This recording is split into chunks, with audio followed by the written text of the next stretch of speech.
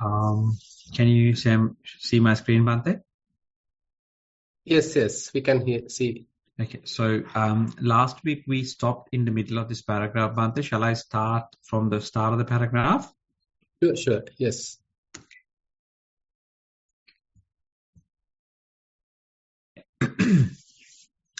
According to the Buddha's reply, earth, water, fire and air do not find a footing, and long, short, subtle, gross, pleasant, unpleasant, and name and form are completely cut off in a consciousness which makes nothing manifest, and which is infinite and lustrous all round. It is very likely that the reference again is to the Anyapahala Samadhi, the fruit of knowledge concentration of the Arahant. Though less obvious, the string of negations is in general agreement with those that occur elsewhere in like context. Terms like long and short, subtle and gross, pleasant and unpleasant, as well as name and form, could easily be comprehended by the standard phrase, whatever is seen, heard, sensed, cognized, attained, sought after, and traversed by the mind. The last line of the verse stresses the fact that the four great elements do not find a footing, and that name and form, comprehending them, can be cut off completely. In that, Anidassana Vijnana, the non-manifestative consciousness of the Arahant, by the cessation of his normal consciousness, which rests on the data of sense experience. This is a corrective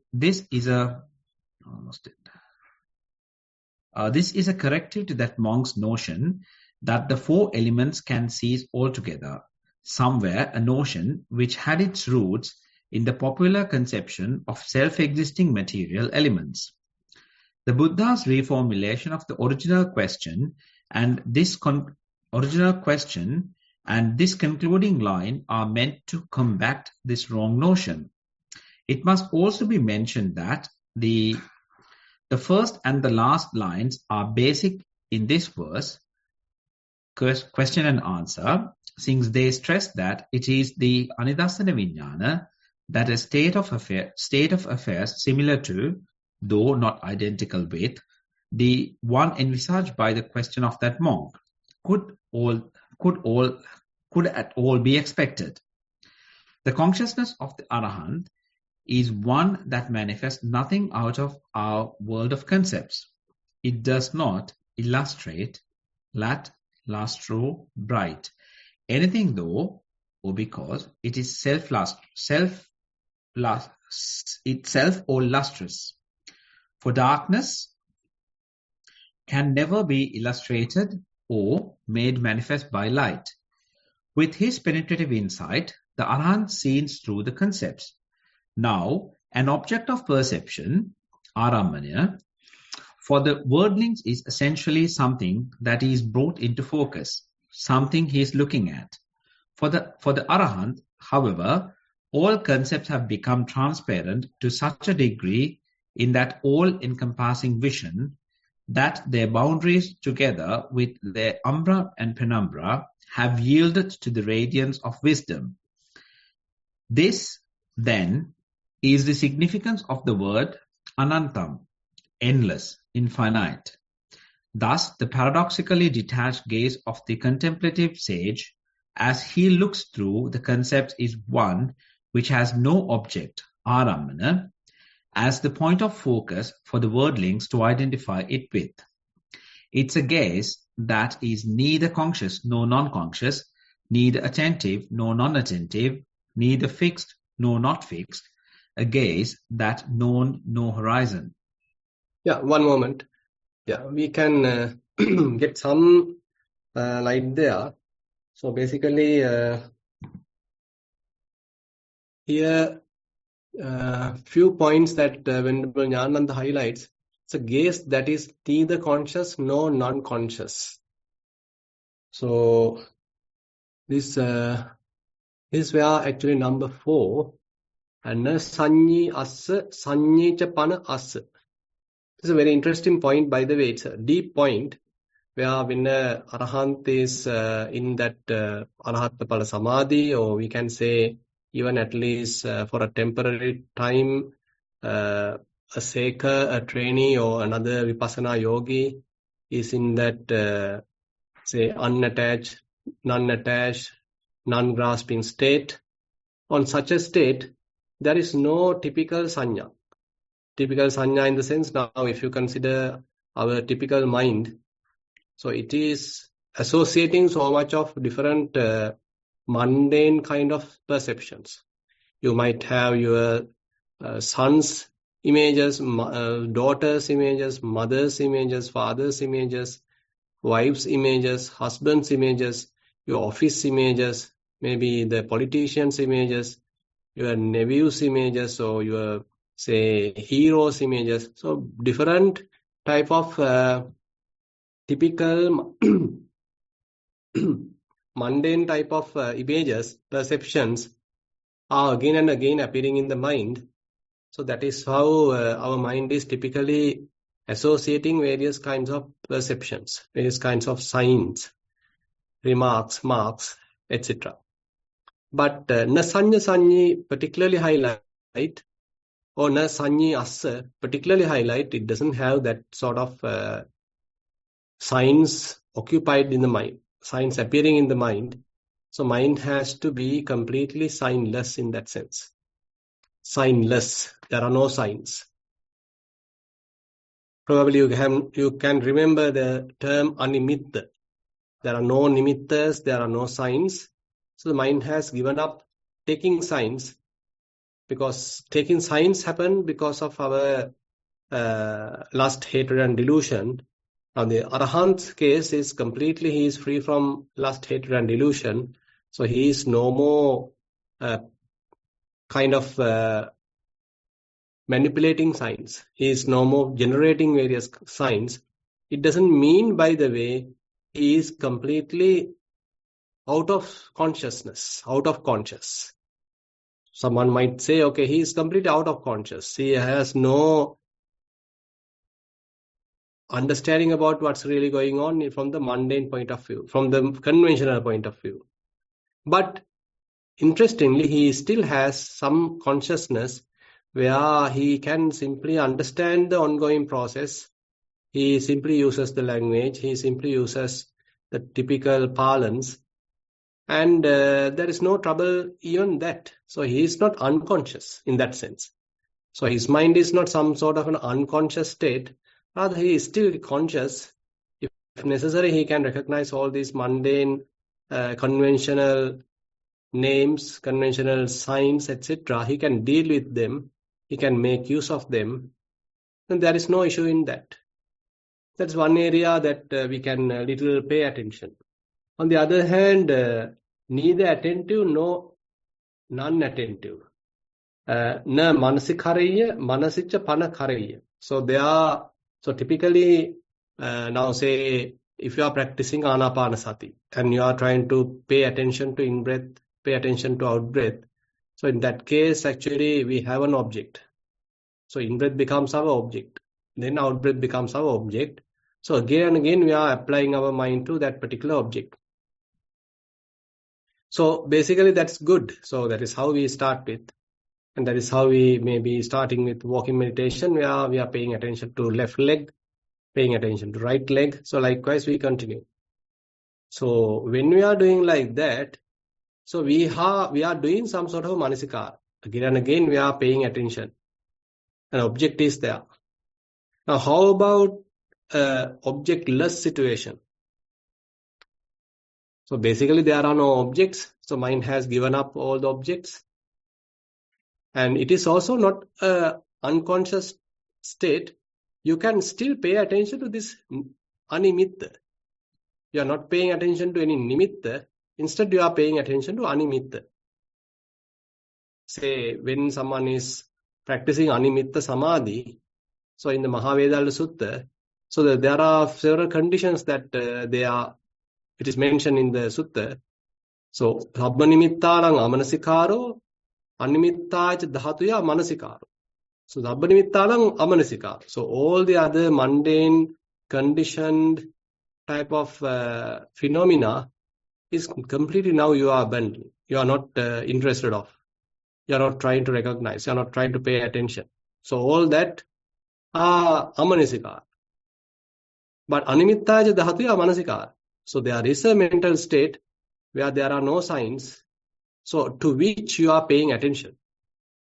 So manasicca pana karaya. So there is still some sort of a manasikara, but there is no object as such which is paying attention, but still manasikara is there. Paying attention is there. Manasicca pana karaya. And neither fixed nor not fixed. Na jhayati cha pana. Now here the translation is taken like fixed. So basically jhayati basically means that one is practicing certain type of a jhana, some sort of an absorption. Now typically when someone is in an absorption, he may get into a jhana, he may get absorbed to a jhana, and he dwell there and he become that. So basically completely immersed in that. So you are attained the jhana. So you are inside the jhana. So your mind has become that. Say for example, if one is practicing first jhana, so the jhana factors are there, vitakka, vichara, piti, sukha, ekaggata, those applied mind, sustain attention, rapture, present, say the happiness, and then the concentration or ekaggata is there. Now, in the first jhana, so if you can become that, so you completely immersed in that. So basically, your mind has become that. So it's a kind of a conditioning process. So mind has fairly conditioned to the qualities of the first jhana.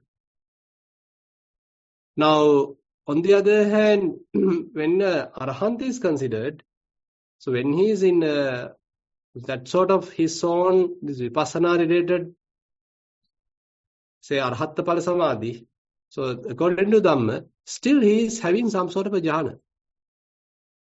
But in that jhana, according to the information, there is no such kind of a boundary, there is no such kind of a framing of the mind,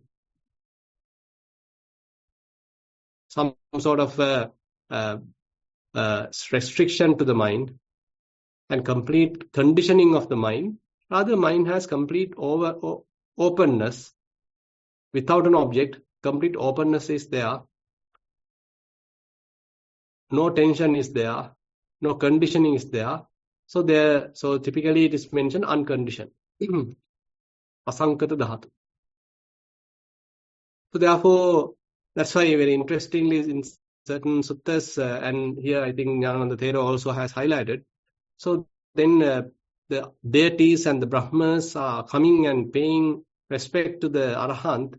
Namo te purisajanya, namo te purisuttama, yampi te nami janami, yampi nissaya jhayati.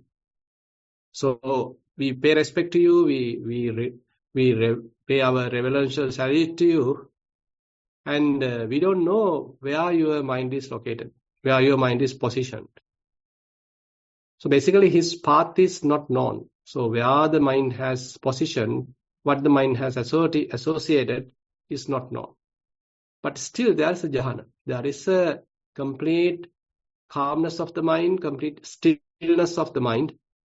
So the mind has not any wavering. There is no any restlessness, any agitation. So mind has completely calmed, cooled, and peaceful. So we can see how Buddha trying to point out that state through the typical parlance, through the typical words. So talking about manasikara and abandoning all the manasikara, but still some manasikara is there. Talking about sanya, abandoning all the sanya, but some sanya is there. Talking about jhana, but you are not attained to a type of a jhana where absorbed, a completely restricted thought type of mind is there. Rather, still there is a jhana. So we can proceed, Saman. Yeah, Bante.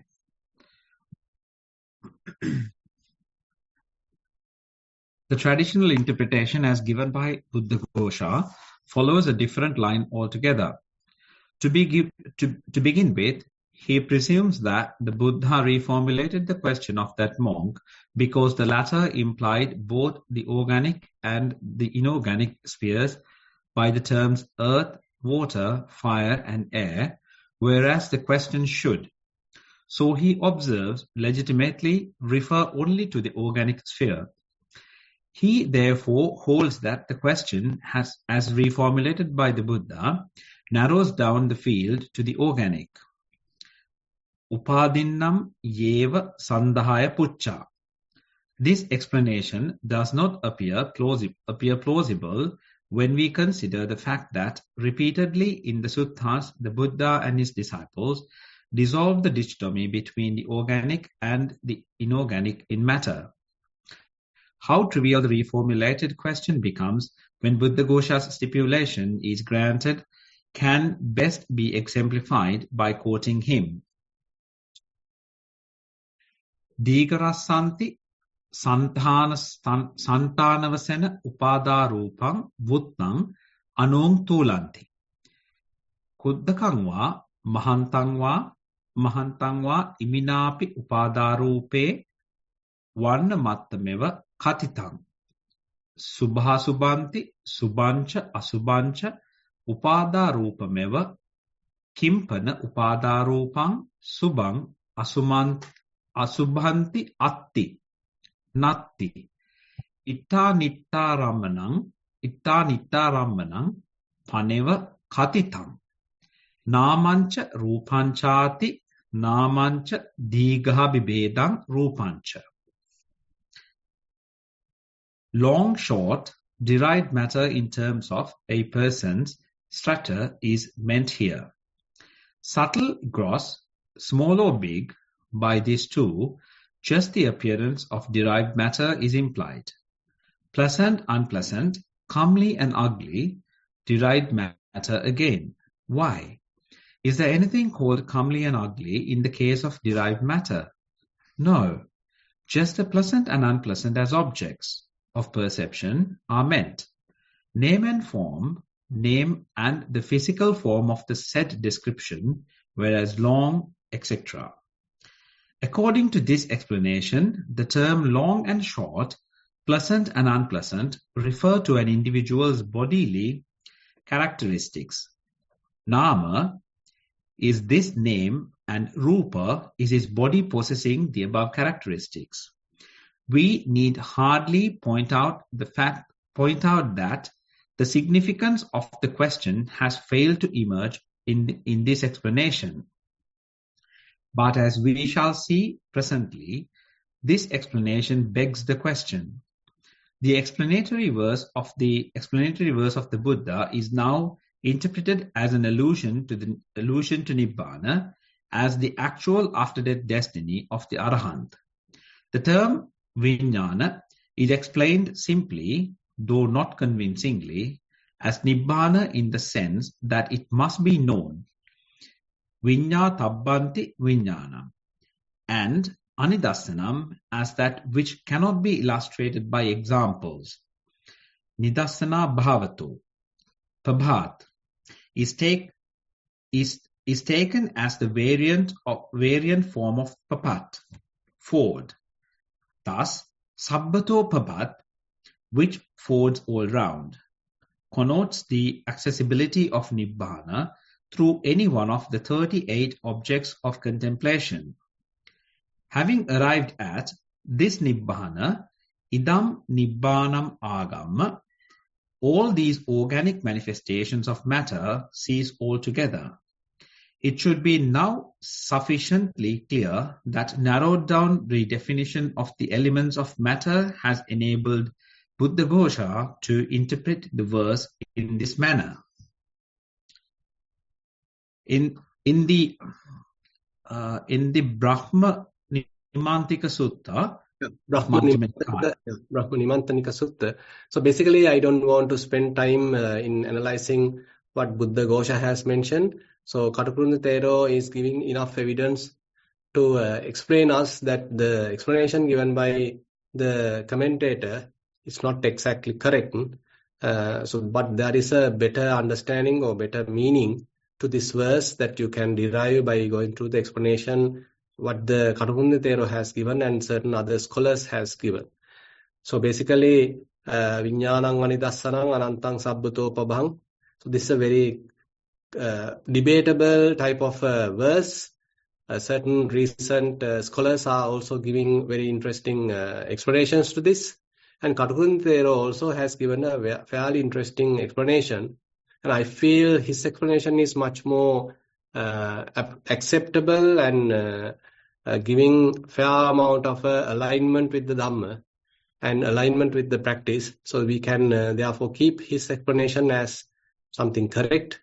And based on that, actually, we can proceed. And now we'll proceed a little bit further.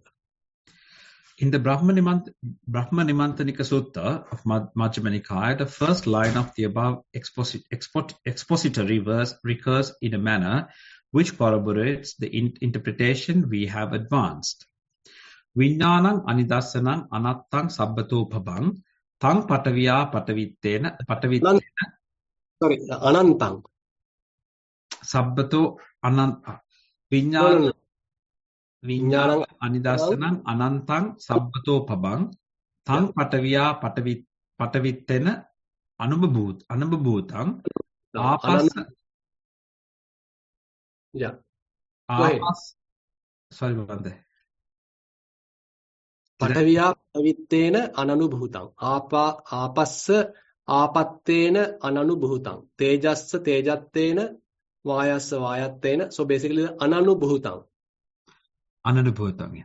Yeah, I'll read like that. Tejassa Tejattena Vayassa Vayattena Bhūtānaṁ Bhūtattena Devānaṁ Devattena Prajāpatissa Prajāpatittena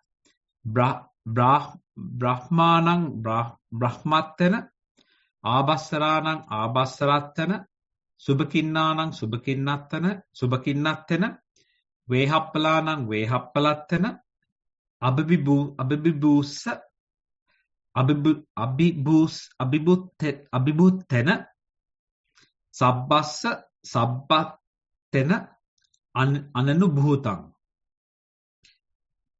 Consciousness, which makes nothing manifest, infinite and all lustrous, does not partake of the extensify of earth, the cohesiveness of water, the hotness of fire, the movement of air, the creaturehood of the creatures, the devahood of devas, the Prajapatihood of Prajapati, the Brahmahood of Brahma, the radiance of the radiant ones, the luster of the lustrous ones, the Vehappalahood of the Vehappala Brahmas, the overlordship of the overlord, and allness of the all. There can be little doubt that at least here we have to regard the list of terms beginning with the four great elements in an abstract sense as concepts. The commentary to this sutta, Buddhaghosa seems to have revised his interpretations to some extent, while sticking to his former rendering of the term Viññāna, as he explains Anidassana somewhat differently. It, Nibbana, is Anidassana in the sense that it does not approach the range of visual consciousness. Chakku Viññānassa āpātam anupagamanato Anidassanam Nam. Again, the word Anantam is rendered as in the Kevadda Sutta, but his comment on the expression Sabbhato Pabhaṁ shows an improvement here. Preference is given here to the implications of Prabha as lustre, more lustrous than anything else, since there's nothing more luminous or pure or whiter than Nibbana. The second alternative meaning given is that it is either the Lord above everything or that it does not non-existing anywhere. For it should not be said that Nibbana is not to be found in any one of the four quarters, such as the East. The interpretation in terms of a Ford is here relegated to the third and last place, whereas it was given in the pride of place in the commentary to the Kevadda Sutta. The very fact that the Buddhaghosa advanced alternative explanations to the above expression shows that he was in doubt as to its true significance. His lack of consistency and the inherent defects in his explanations in this respect are no less indicative of his doubts. Two oft-quoted passages in the Udana, over whose interpretation a wide divergence of opinion prevails, may now be taken up. Atti bhikkhave tadayatanang yatta neva patavi na apo na tejo na vayo na akasananchayatanang na viññānañchayatanang na akinchanyayatanam na nevasanya nasanyayatanam na nasanyayatanam nayang loko na paraloko na ubho chandima surya tatra pahang bhikkave neva agating vadami na gating na titang na chuting nachuting na upattating na apattitang appavatang anarammanang evetang esevanto dukkhasati. Yeah. There is monks that sphere wherein there is neither earth nor water nor fire nor air, wherein is neither the sphere of infinite space, nor that of the infinite consciousness, nor that of nothingness, nor that of neither perception nor non-perception, wherein there is neither this world or a world beyond, nor moon and sun. There, monks, I declare this no coming, no going, no stopping, no passing away, no arising. It is not established. It continues not. It has no object. This indeed is the end of suffering. Atti bhikkhave ajatang, abhutang, akatang, asankatang, nocetang bhikkhave abhavissa ajatang, abhutang, akatang, asankatang, naida jatasya, bhutasya, katasya, sankatassa, Nissarana panyayata, Yasmachako bhikkhave atti ajatang, abhutang, akatang, asankatang, tasma jatasya, bhutasya, katasya, sankatasya, Nissaranang panyayatati. Panyayatiti. Monks, there is a not born, not become, not made, a not compounded. Monks, if that not born were not, there would be no escape here from what is born, become, made, compounded.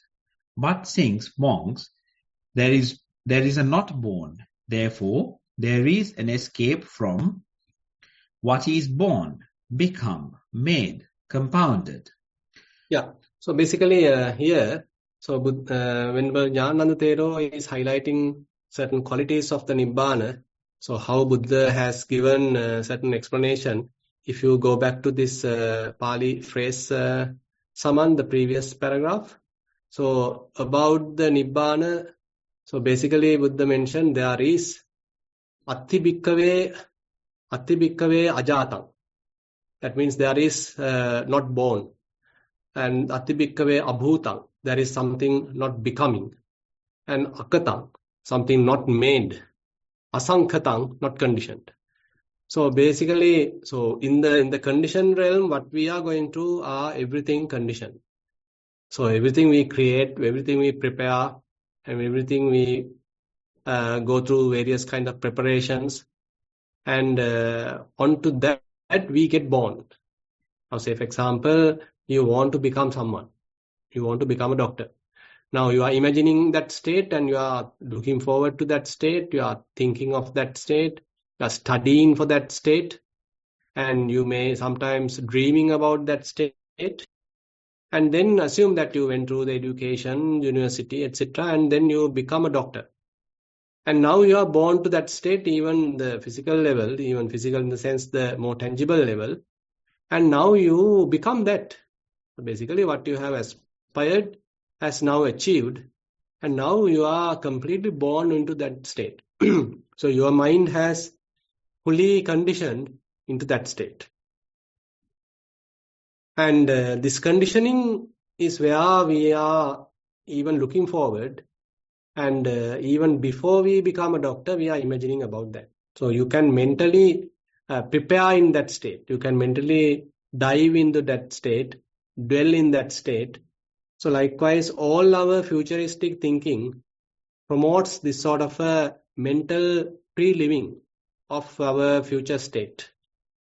And our mind always look forward to this sort of a situation, and which is compelled by the bhavatanha. So we have this desire to become. We have this desire to exist. And but on the other hand, in the nibbanic state of mind, so there is no becoming. And ajatang, abhutang, akatang, asankatang. So these are very interesting terms where Buddha highlights. It is not something created. It is not something that you get born into. And it is not that you are becoming and attaining. And it is not something you prepare. Just in the sense that it is not that someone has constructed. That's why it is unconditioned. Now, so before going to some sort of a real, full-fledged, extremely purest form of Nibbana, so Vipassana yogi may be able to experience some close state when his mind has touched the, what we call the equanimity. Now, this equanimity is not the mere feeling tone of the equanimity.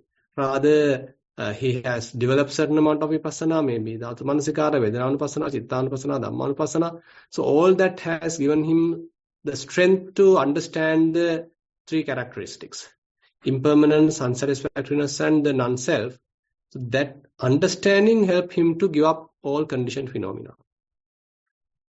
Now mind remained unattached, completely detached, completely free from the worldly affairs, and completely with non-grasping. Anisitocha viharati. So this is a fairly close state that one can achieve, even though one is not an arahant, but this is the path. So you may achieve this tadanga nibbutī, where your mind has quenched to the amount of wisdom that you have gained through your practice. So if your practice is fairly strong, convincing, and then you are able to fairly stay there for a considerable period of time, say 5 minutes, 10 minutes. So likewise, one may be able to dwell there, and you can see whether there are these characteristics are available. So are you experiencing ajatang? So are you as a person born into that? Or you don't feel a personality at all in that? And then abhutang. And are you sort of trying to become in that? You want to stay in that as a person? You are very much like conditioning yourself to maintain that? Or you are completely given up your conditioning process and you have stopped the conditioning. You have stopped all the fabrications. You have stopped all the preparations. Akatang. So the sankata part, the fabrication part completely stopped. So that's why in the Nibbana sometimes called sabba sankhara samattu. So all the formations have calmed down. All the fabrications have stopped. So the mind has completely become cooled. Stopped the fabrications. Akatang, asankatang. And it is non-conditioning. So typically even the certain jhanas, so if you are not properly handle them, so one can absorb to that and you get completely conditioned by that. So all the properties, all the characteristics of the jhana is now very much like imposed onto the mind. But here, at this state, what here Buddha explained, there is no such conditioning at all. So mind has completely unconditioned. It is not under the influence of anything. Now say, for example, if you take a little water, so you can add a particular color to this water. No more it is having its purest form. Now suppose you are adding some stones and garbage and all that mud and etc. It's no more pure. And now say you are boiling it. Still it is not the completely purest and the most natural state. And assume that it is going through some sort of a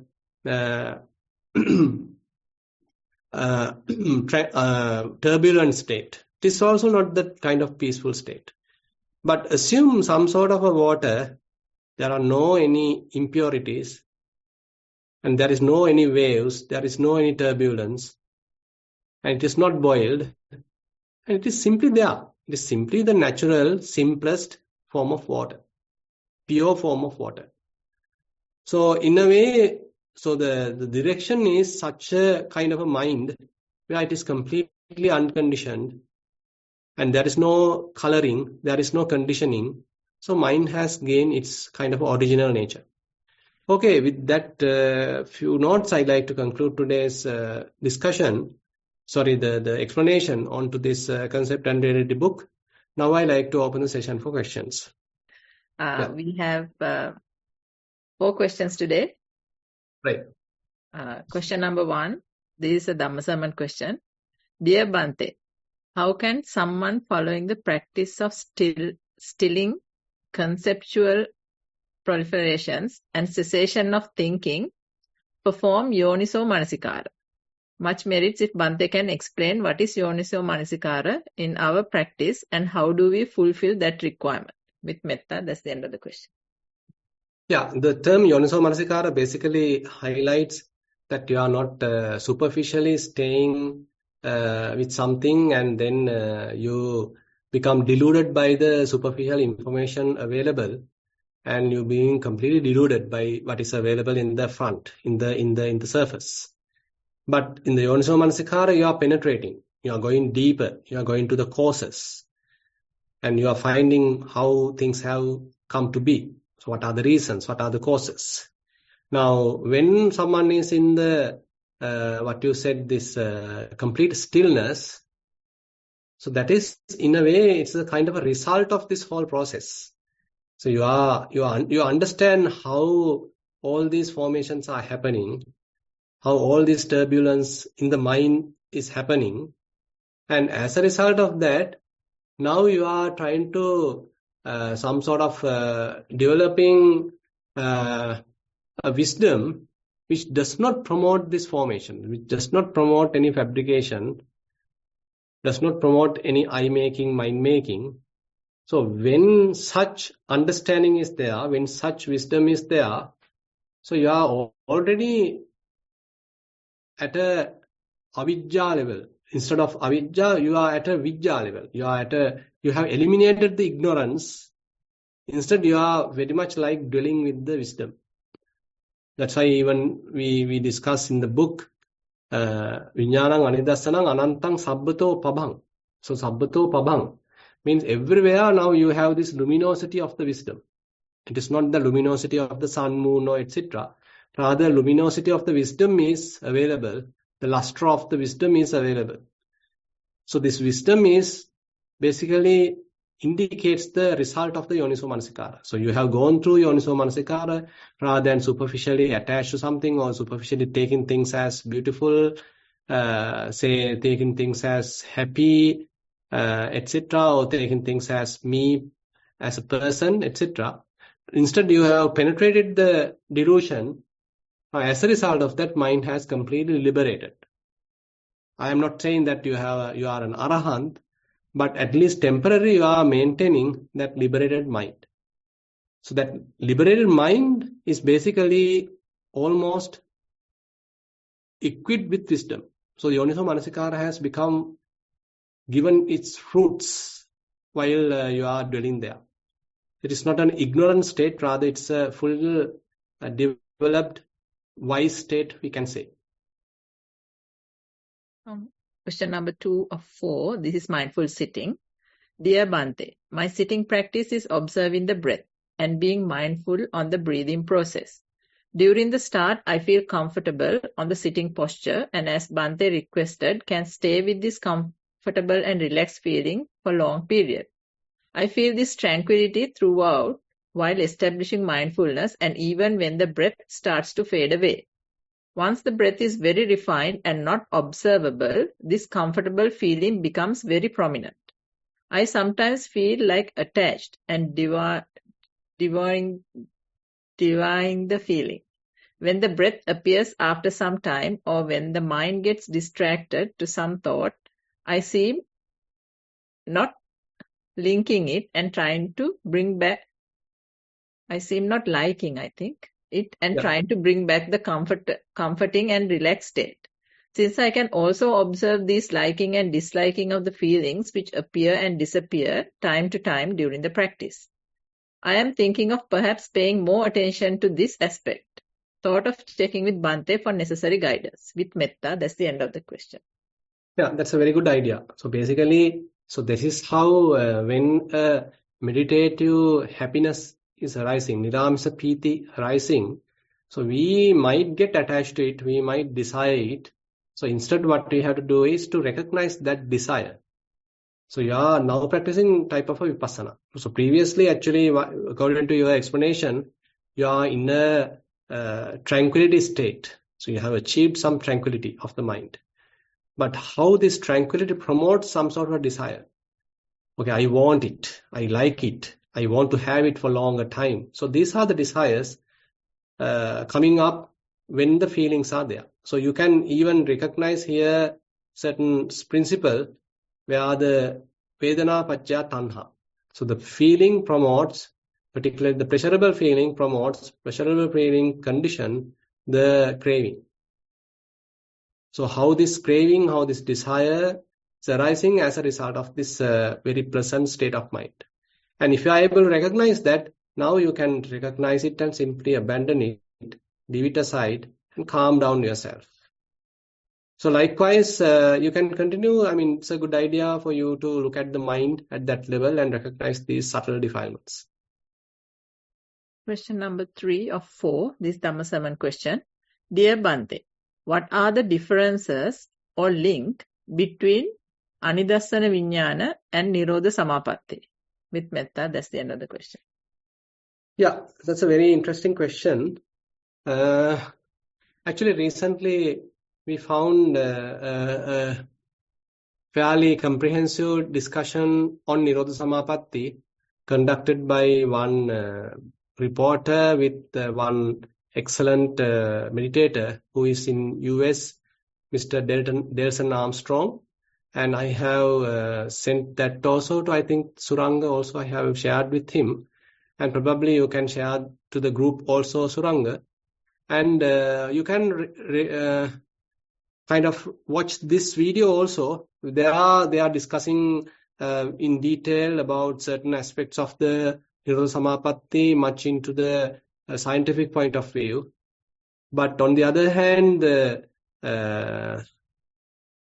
from the theoretical point of view, from the canonical text, we can say the Nirodha Samapatti is something that you are one only capable of having when one has mastered the jhana, all 8 jhana that one has to master, and then all the type of very quick transitions from different jhanas also has to be mastered. So that is mastery of jhana to its very higher form is one essential skill one needs to attain the Nirodha Samapatti. On the other hand, one has to have a non-returner state or an arahant state to attain there. So these are the certain prerequisites typically mentioned in the Dhamma for one to attain the Nirodha Samapatti.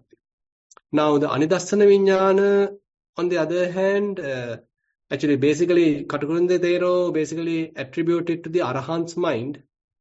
But Bhante Dhammajiva typically like to attribute it to the Vipassana yogi when he is in a state where there is no any grasping, there is no any footing, there is no any object in the mind. Like, say, for example, you are practicing, say, Vedananupassana, and you are able to abandon all the feelings, any desires all the feelings. And now mind does not associate any feeling, does not associate any aggregates, and mind has become fairly detached, not stated or not located at anywhere, not situated at anywhere, not established at anywhere. Now, this is something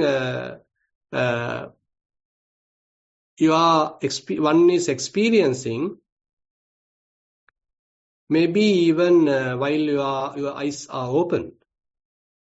You can still hear the sounds. I mean, there is no establishment of the mind.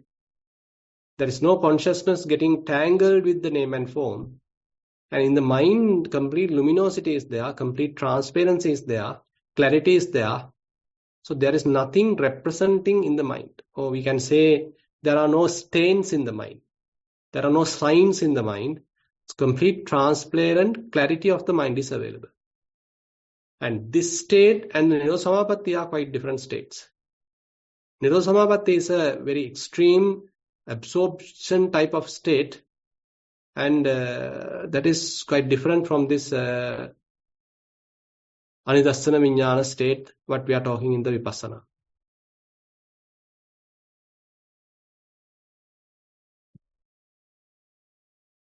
Back to you, Chamila, we can't hear you. Right. Yeah. Question number 4 of 5. This is again a Dhammasaman question. Dear Venerable Bhante, much merits for the great explanation on Bhavatanha in the context of conceptual proliferation. My question is, how do we relinquish this tanha? Is it the case that understanding this state and how the mind works itself will lead to abandoning Bhavatanha? With metta, that's the end of the question. I think we have to see when Bhavatanha arising and to abandon it accordingly. Now, say, for example, you are trying to maintain your attention on very simple, very calm, relaxed, present moment awareness. And rather than being contented there, now mind suggests to do something. Mind suggests a new state. Mind suggests something more. Mind suggests something very futuristic, blissful state.